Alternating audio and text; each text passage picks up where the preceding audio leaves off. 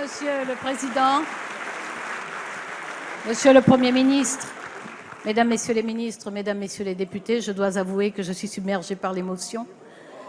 J'espère être capable de vous dire quelques mots. Je suis extrêmement reconnaissante à Monsieur le Premier ministre et au Président de la République de nous avoir offert l'opportunité de conduire cette très belle réforme, de la conduire avec force, de la conduire constamment avec la confiance du gouvernement, de la conduire avec votre participation active. Vous avez amélioré ce texte, vous l'avez enrichi, vous avez été fortement présent durant les longues nuits.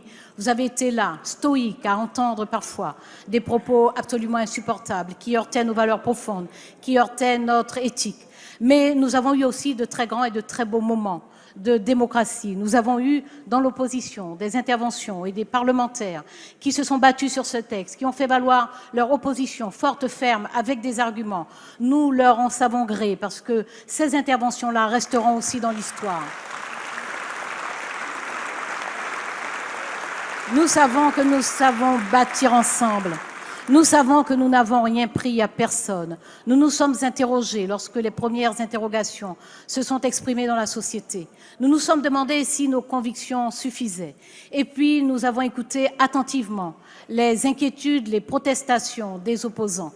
Nous nous sommes efforcés d'y répondre lucidement, franchement, clairement, en les renvoyant au texte. Nous nous sommes demandé ce qui était le plus précieux pour les couples hétérosexuels et les familles hétéroparentales. Nous savons que c'est d'abord le lien biologique et nous savons que nous n'y avons pas touché.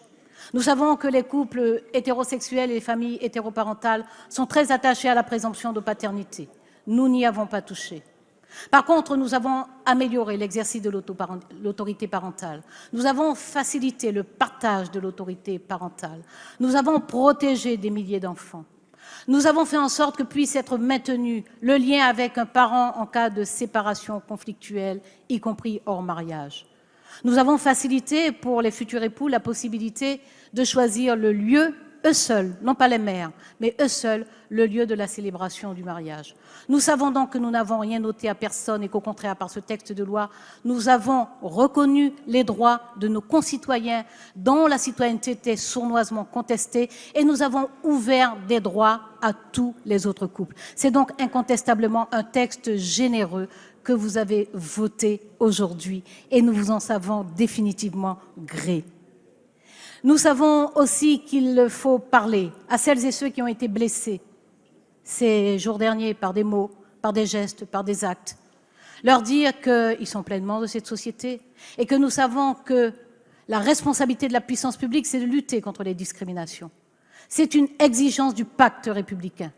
Et lutter contre les discriminations, c'est évidemment ouvrir à tous les citoyens les dispositifs de droit commun ainsi que les plus belles institutions de la République. Nous voulons dire en particulier aux adolescentes, aux adolescents de ce pays, qui ont été blessés, qui ont été désemparés ces derniers jours, qui ont été dans un désarroi profond, immense, qui ont découvert une société où une sublimation des égoïsmes permettait à certains de protester bruyamment contre les droits des autres.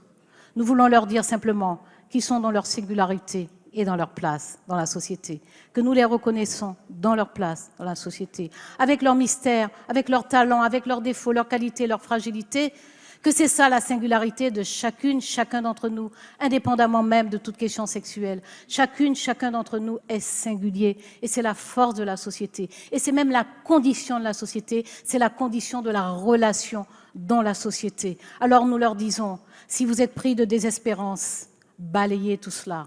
Ce sont des paroles qui vont s'envoler. Restez avec nous et gardez la tête haute. Vous n'avez rien à vous reprocher. Nous le disons haut et clair, à voix puissante. Parce que, comme disait Nietzsche, les vérités tuent, celles que l'on tait deviennent vénéneuses. Merci à vous tous.